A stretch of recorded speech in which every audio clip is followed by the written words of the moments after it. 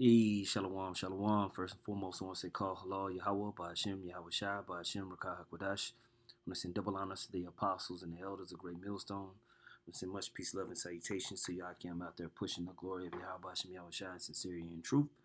This is the brother Ariala, and this is just a World War III Algo update.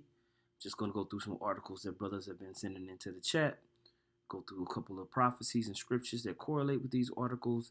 And maybe, as we read through some of these articles and watch some of these videos, Lord willing, I can add some edification and points of clarity. This one right here is one of the brothers sent from Newsweek.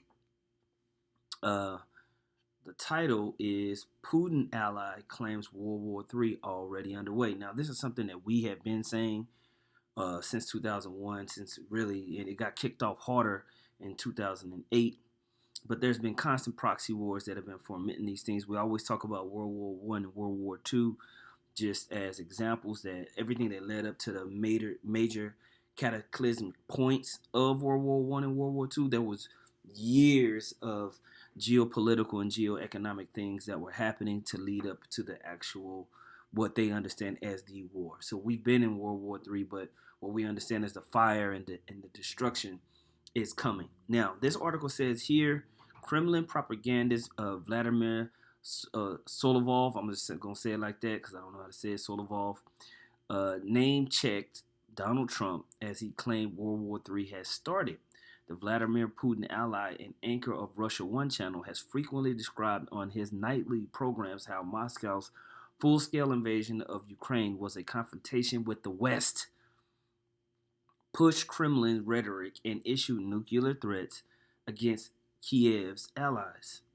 Once again, Solovov returned to his theme, warning that Russia was being confronted with a formidable enemy. We are dealing with the collective West, so to speak, which means more than 50 countries. Okay, so he understands that he's going up against the beast, right? This multinational powerhouse, all right, and NATO, EU bloc were backed by America, right, or led by America. So it says this: some of them are not Western. The West is no longer a geographical term, which is true. Solovov said in the clip, and Russian watcher Julia Davis on Monday. He said, posted by journalist and Russian watcher Julia Davis on Monday. Either way, they will get the economy going and move it onto a war footing. And we're starting to see that. All right. He said this meant that Russia had only a year and a half or 2 years to bring its economy up to a level when it will be able to stand up to these countries with their economic potential. Now, he's stating this out loud. You best believe that his enemies are taking note. And that means they might want to go ahead and forward a front against Russia before then. But we know what the scripture says, that Russia and Gog and Magog was going to be a guard unto these other nations round about. And we see what's happening already with the BRICS nations. The BRICS nations have moved to economically shore up different trade routes, different economic opportunities for a full-scale war against the West, okay? So that when all of these different trade routes shut down, they'll still have opportunity to get oil, energy, food, and whatever other resources that they need outside of the World Trade Organization systems. Okay, because once war starts, all trade routes are going to be cut off, man, big time. So Russia and all these other nations that kind of see or want a changing of the guard, so to speak, are making those moves on the back end to shore that up now. Now, when you go to Ezekiel 38 and 3, it says, and say, thus saith the Lord power, behold, I am against thee, O Gog, and chief prince of Meshech and Tubal.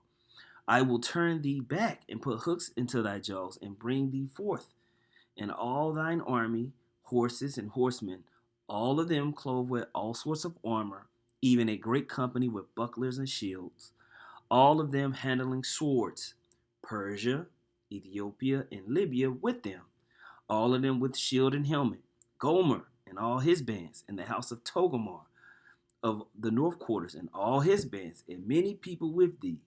Be thou prepared and prepare that for thyself. And so that's what we're reading here, is that Russia is going through, not only are they on the front and they're trying to secure spots over there in the Eastern Bloc, Europe, over there in the Ukraine, making sure that they have control of that region. Okay, but they also have the mindset to prepare for something bigger, World War III. That's why they're already looking at it as already going down. They're already looking at it as this is already started. Okay, it says, "Be thou prepared and prepare for thyself, thou and all thy company that are assembled unto thee, and be thou a guard unto them." So not only are they preparing themselves, they're preparing all the people and allies that's with them, which includes Iran, which includes Syria, which includes their allies within China. That they think that they have, but their allies within China. We include Libya, Ethiopia. We include factions of the Houthi rebels, factions of Hezbollah, factions within Palestine. All of these guys are teaming up and moving, and then you have even more nations that are jumping on South American nations. You have nations all throughout Africa, some that I've already mentioned. All right, and then you have other Eastern Bloc nations that are all in that region and south of Russia and southeastern Russia that are preparing. And I'm telling you right now, what's going to be shocking to a lot of people is once they see how certain nations like Germany moves, France. It's not going to be just all these what we consider European EU bloc nations siding with America. It's going to be some other shit. Okay, but Russia's at the forefront of this preparation, and we see that with how they're moving, and they're disregarding any global sentiment. They're moving forward. They're handing out all types of missile defense system artillery to their allies and getting them prepared for a full-scale long-term war. Okay, they know it's about to go down. Okay, and they're being a guard unto them. And so the nations are going to be gathered, like Revelation 20:8 says, "And shall go out and deceive the nations which are in the four corners of the earth, Gog and Magog, to gather them together to battle, the number of whom is as the sand of the sea." We're going to see this, man. We're going to see this. They're gathering things together. This is why these news outlets are constantly having new things pop up, which brothers send some really interesting things, because it's getting heated out here. We're seeing a slow ramp up. Okay, we're seeing a slow ramp up, and even the United States economy is ramping up. Why? Because they need this to go ahead and gear up for war. We always get this warmongering during election time, but each time the furnace is getting hotter and hotter and hotter. Okay. That's what we see. I'm going to play this real quick. This clip real quick. Now, this is Persia. All right. In other global news, Iran's Revolutionary Guards launched missile attacks on multiple targets in Syria and in Iraq's Kurdistan region. Iran says that it targeted terrorist bases. The official Iranian news agency said that the missiles destroyed a spy headquarters and a gathering of anti-Iranian terrorist groups in Erbil. Remember, Erbil is the capital of Iraq's autonomous Kurdistan region. The Iranian troops later hit with ballistic missiles in Syria in what is dubbed as gathering places of commanders and main elements related to the recent terror operations.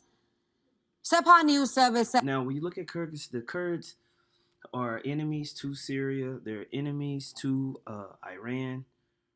They've always kind of been at war over there, and basically the state of Israel uses them as a proxy in Syria and a place for them to kind of spy out weapons trades, movements that's going on, and they supply the Kurds to be able to ambush and take some of that stuff down. Or if the Kurds come back with some good information, they will just directly bomb those sites that they get. If they say, oh, weapons are being moved, Iranians are supplying these guys with these weapons over here, at this time over here, blah, blah, blah, blah, then they will go ahead and just bomb that site. Okay? So this is Iran striking back, which, I'm pretty sure they have a lot of back and forth, but it doesn't make much news. I'm pretty sure you brothers that watch the news don't see how Iran is striking targets very often.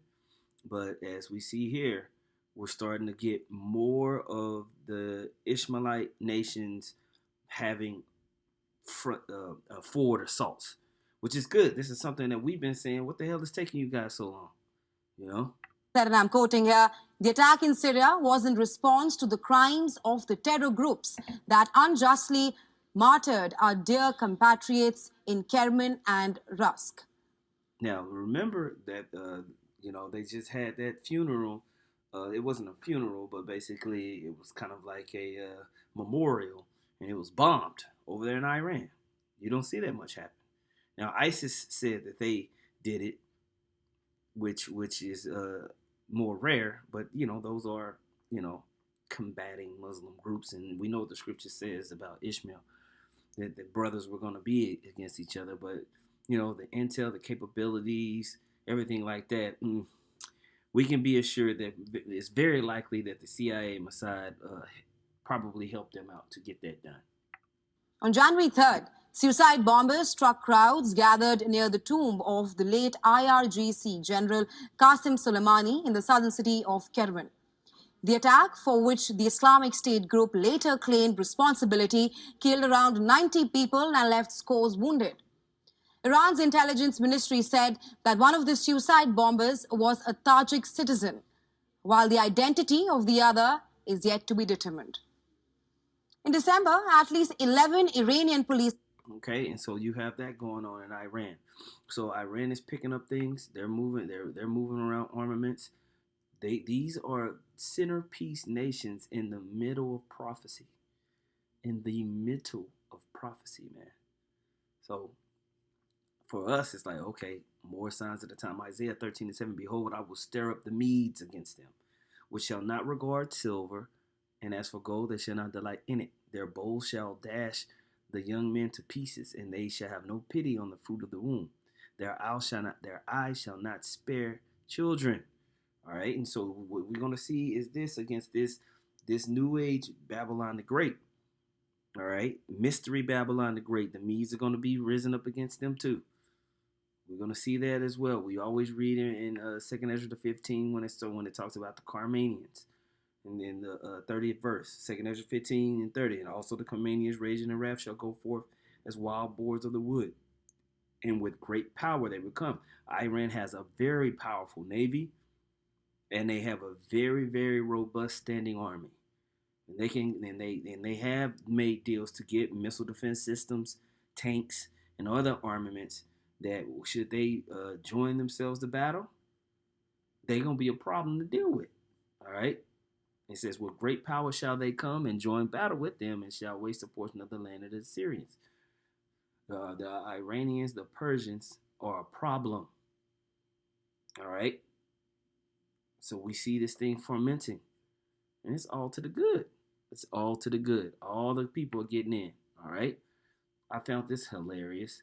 And it says Yemen confirms new missile attack on U.S. ships in the Red Sea. Now, they've been doing these missile attacks, and recently the U.S. has kind of fired back and responded, and also the U.K. and all the other allies. And now, basically, the Houthi rebels are saying, well, okay, then, we're going to expand our attacks on these vessels, and we're going to do more.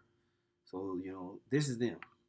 في قطاع غزة الذي يتعرض حتى هذه اللحظة لأبشع أنواع المجازر من قبل الكيان الصهيوني وفي إطار الرد على العدوان الأمريكي البريطاني على بلدنا نفذت القوات البحرية في القوات المسلحة اليمنية بعون الله تعالى عملية عسكرية استهدفت سفينة أمريكية في خليج عدن. So basically they're saying we attacked these ships in the Gulf of Aden, it's funny, man. They speaking like, they singing. But it says in the times of Israel, at least 6 oil tankers steer clear of Red Sea amid Houthi disruptions to shipping routes. Okay, at least 6 more oil tankers are steering clear of the southern Red Sea as disruptions in the vital route for energy shipping increase in the wake of U.S.-led strikes against Houthi targets in Yemen.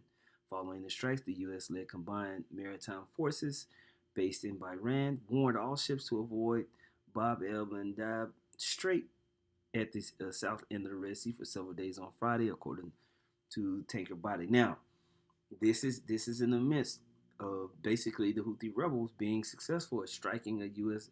vessel that was, it didn't destroy it, but it definitely was a message that we can get to you if we want to. We can get to you if you want to. Now, when you look at the West, they really do control the seas. They control trade, and they have enough naval and bases all across the world to really make sure that things get done. But when you see these nations standing up, it's prophetic. Now, even here in Ezekiel, the 27th chapter, I got it in an NLT, but it speaks about maritime issues and the power of the earth, the power of these maritime issues having trouble with the nations round about. And this is what we're seeing, man. When you go here, Ezekiel 27:26, it says, "But look, your oarsmen have taken you into a stormy seas. A mighty eastern gale has wrecked you in the heart of the sea. Everything is lost, your riches and wares, your sailors and pilots, your shipbuilders, merchants, and warriors in the day of your ruin. Everyone on board sinks in the depths of the sea. Your cities by the sea tremble as your pilots cry out in terror." We're going to see more of these. Man, can you imagine if we have actual full-scale attacks in these regions that's clogging up everything? This is playtime what we're seeing right now. We're not really seeing full, military strikes. All right? But as everybody tries to get leverage and if things continue to escalate, we can see some real damage being made. Verse 29 says, "All the oarsmen abandoned their ships. The sailors and pilots on shore come to stand on the beach." This is what we're starting to see. We're starting to see these boats saying, "Man, we ain't fucking with that. We're going to go another direction." Increasing all the times, 2 weeks, 3 weeks. There was something that said that some things prices were up. I want to say it was either 1,400% or 140%, something ridiculous. This is going to affect things, especially around Europe. Okay? It says they cry loud over you and weep bitterly. They throw dust on their heads and roll in ashes. They shave their heads in grief for you. They dress themselves in burlap. They weep for you in bitter anguish and deep mourning.